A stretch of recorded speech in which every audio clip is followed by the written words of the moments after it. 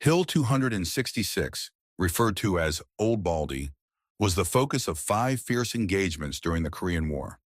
The top was sparsely vegetated, giving it a bare, bald appearance.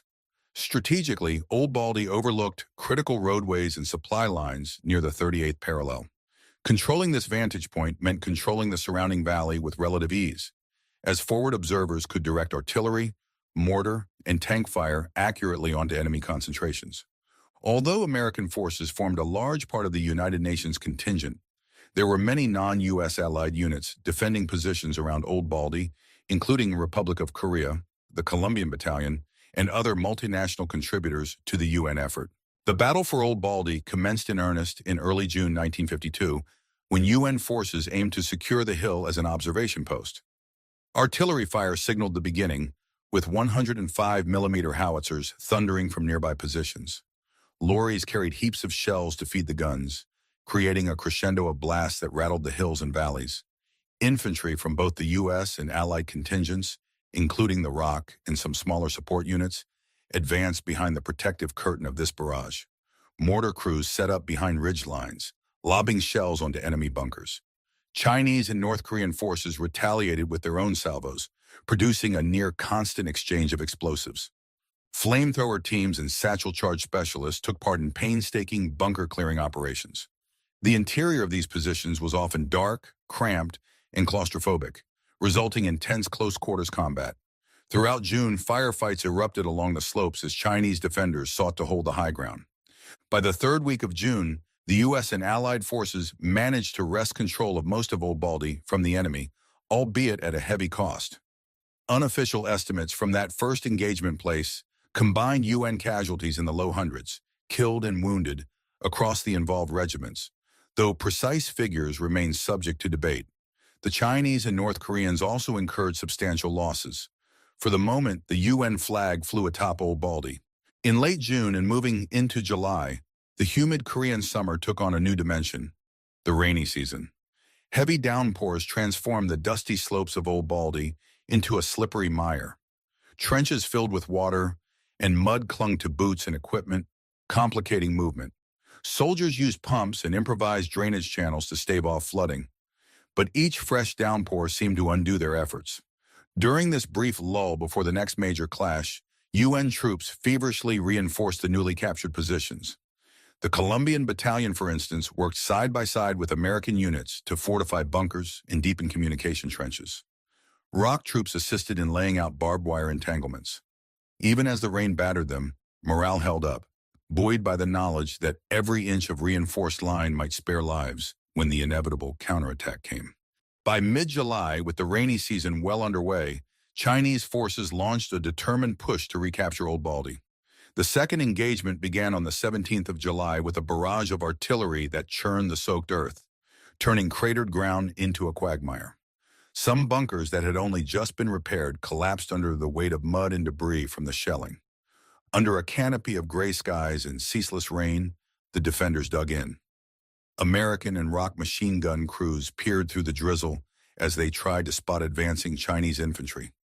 Over the course of 9 days, the battle raged in the sodden trenches. Waterlogged rifles required constant maintenance, and mortar pits had to be drained by hand before each fire mission.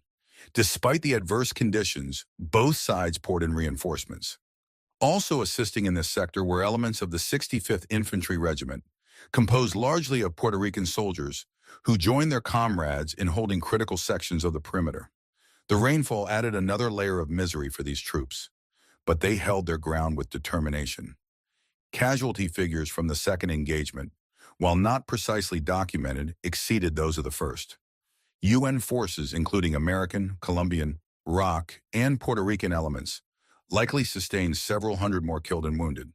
The Chinese, too, suffered grievous losses in their attempt to dislodge the defenders. By the 26th of July, the Chinese command concluded that further attacks would be futile for the moment, and they withdrew. Old Baldy remained in UN hands, albeit scarred more deeply than before. A respite followed, yet it was an uneasy one. The rainy season wore on through late July and August, turning much of the front into a marshy battleground. Troops manned pumps to keep trenches from collapsing, while supply lorries struggled through muddy roads, sometimes getting hopelessly bogged down. The stench of wet earth and unburied shell fragments permeated the air. Engineers toiled to create drainage ditches and reinforce dugouts. A sense of collective effort united Americans, Colombians, rock soldiers, and others. At times, the front grew eerily still, interrupted only by the sporadic crack of sniper rifles or the rumble of distant artillery. Indeed, the sense of foreboding was palpable. Everyone expected that a third engagement was looming. Their instincts proved correct. On the 4th of August, the Chinese launched a surprise attack at dawn, having crept into the vicinity overnight. Rain clouds still lingered, creating foggy conditions that helped conceal their movements. Mortar and artillery duels began almost immediately. The men on Old Baldy had to manage soggy firing positions, making it difficult to keep ammunition dry. Nonetheless, they responded with discipline. Support came not only from American howitzers, but also from Allied mortar sections, including Colombian and rock units that had grown adept at adjusting fire for the treacherous slopes of Old Baldy. Flamethrowers were less frequently used in this engagement, largely due to the wet terrain. Still, they remained a fearsome tool when the fighting drew close to the bunker entrances. After 5 days of hard fighting, the Chinese broke off the assault. It was evident that they could not break the UN lines. Estimates placed casualties on both sides in the hundreds once again. A certain weariness settled in among the defenders, many of whom had not had a full night's sleep in weeks. The rainy season continued into August, compounding the exhaustion and difficulties of daily survival on the hill. The front quieted somewhat after the third engagement, though periodic shelling and sniper fire reminded everyone the war was far from done. Reinforcements arrived from Allied nations, some of whom had barely adjusted to the climate and terrain before being thrust into the thick of it. Soldiers spoke in a patchwork of languages, from English to Spanish to Korean, forging friendships born of necessity in the muddy dugouts. Medical personnel attended to the wounded, sometimes under mortar fire, stabilizing them for evacuation by lorries or makeshift ambulances. Letters home were penned in haste, describing the wet, never-ending mud that seemed to define life on Old Baldy. Those who had endured the Second World War acknowledged that while the scale was smaller, the intensity and misery of this struggle was every bit as harrowing. The fourth engagement kicked off on the 18th of August. The Chinese planned a large-scale attack intended to finally pry Old Baldy from UN control. Their opening artillery bombardment was so heavy that some bunkers collapsed under the barrage. Rain-soaked earth rained down upon the defenders, and communications lines were severed in multiple places. American, ROC, and Colombian forces held the crest, supported by additional Allied troops along the slopes. Field telephones and radio sets crackled with urgent fire requests as enemy infantry probed for weaknesses. The terrain was still waterlogged, making it tough for tanks to maneuver, but the U.S. brought up a handful of Shermans to provide direct fire support from stable ground below. Mortars, anti-tank weapons, and machine guns exacted a dreadful toll on the advancing Chinese. However, the cost to the defenders was also high. Over this 2.5-week period, an estimated few hundred more UN soldiers were lost, with even more wounded, many of them evacuated under brutal conditions.